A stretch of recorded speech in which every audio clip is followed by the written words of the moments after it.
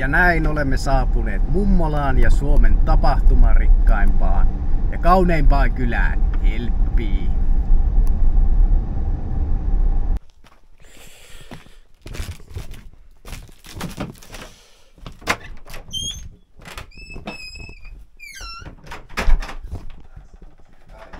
Terve!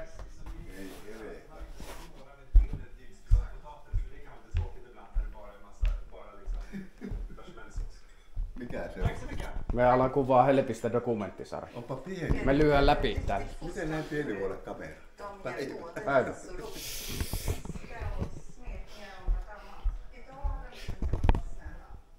Tervetuloa kohteeksi.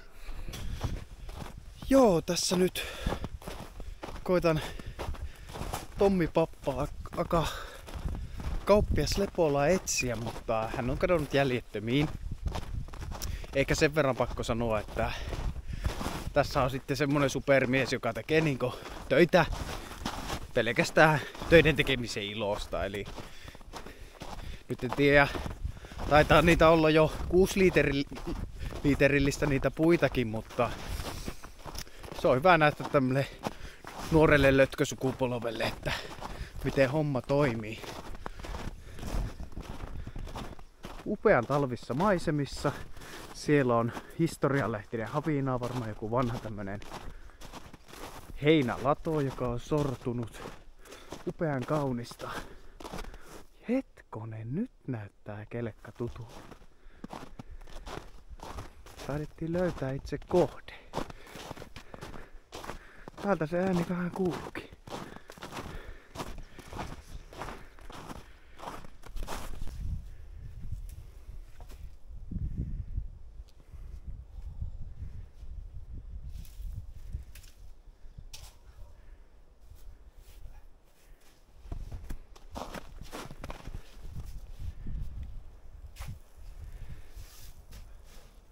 On siinä vähän lunta. Tämmönen oli silloin, kun tehtiin Teuvon ja isän kanssa Pailijokivarssa sukkia 2 hevoselle, niin silloin oli lunta tämän verran. Ja moottorissahan paino 20 kiloa. Ei ollut tämmönen näin kevyt.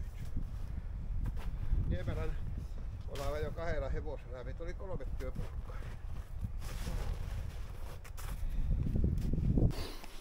Eli mikä tässä oli tämä täplä? Mikä tämä on? Se olisi alkanut kohta mahimaan ja se olisi mennyt kato sitten. Se olisi niinkö mahinut ja kuollut se puu ja sitten tullut. Eli oikea-aikainen kaato. Oikea aika kaato. Ladon kyyti.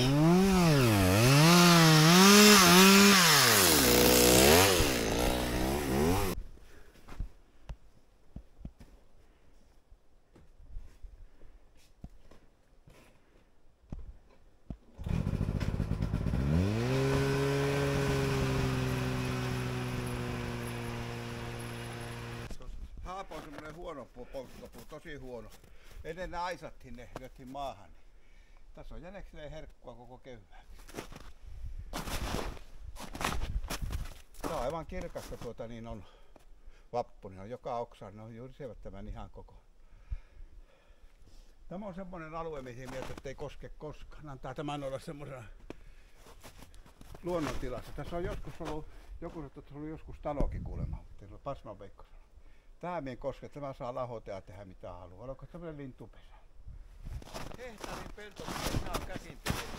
Siellä oli dynamiittia ja sitten tuli kantopommia, mikä oli kaverina. Niin tämä on ollut ihan naukea, että sillä on yhtään puuta tässä koko. Ja tuossa on ollut valtava lato. Se on nyt pieni, kun se on lahonnut. Niin. Ja tämä käsin niitettiin monesti. Monta kertaa oli, että käsin niitettiin. Niin.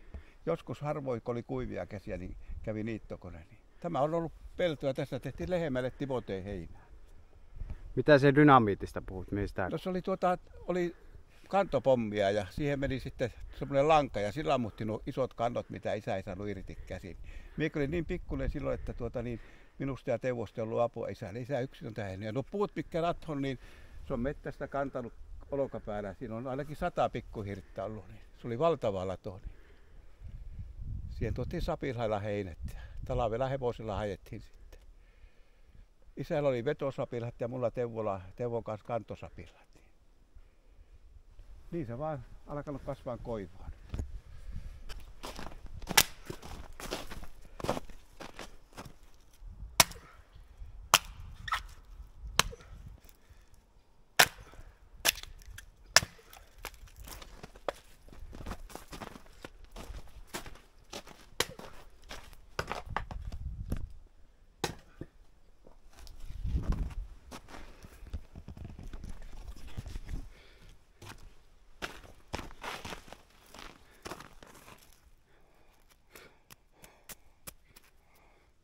Semmoinen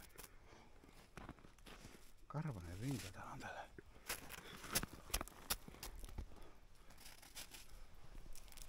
On komii.